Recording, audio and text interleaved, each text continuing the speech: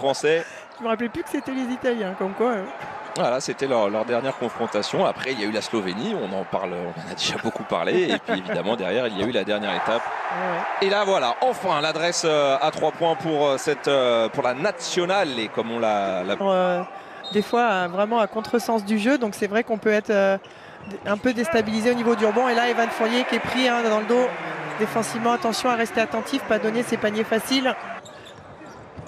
Ouais, ça circule bien là pour ressortir super bien. On trouve un vrai shooter là derrière la ligne à 3 points. C'est Simone Fontecchio. Voilà, ça c'est l'ADN, c'est son registre à lui, mais ça sera pas dedans cette fois-ci.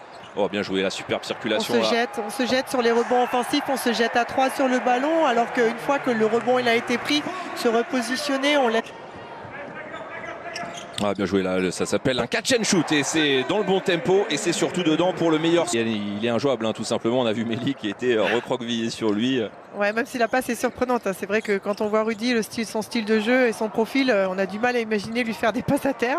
On est en retard là et en plus il arrive à s'offrir une petite claquette pour marquer les 2 points sur pas de Yabusele et le rebond est pris par Nicolo Mélie. Oh, bien joué avec la finition, Lui, il nous fait vraiment mais une démolition totale, la Fontecchio. On se retrouve juste après pour le dénouement de cette partie et le 4e quart-temps. À tout de suite. Rotation, on a vu Tarpé sur 1 minute, 1 minute 30.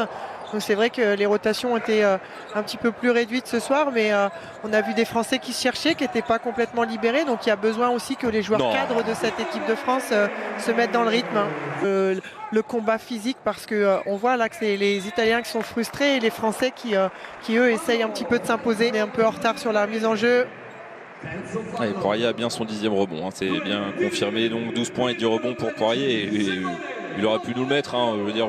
Parce que tout ça. Oui, exactement. Voilà. Voilà, bien fait. Je crois, il me semble, tout à l'heure, il a laissé quelques-uns au passage des lancers francs. Et, ce petit moment de doute. Voilà, exactement. Allez, à la balle là pour Spixou, 4 points d'avance pour les Français.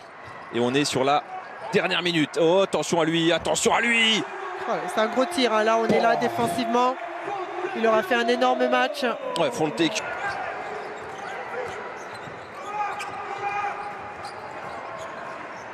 Allez, Polonara avec Gallinari. Allez, il essaye de sortir, il y a faute. Ouais, là,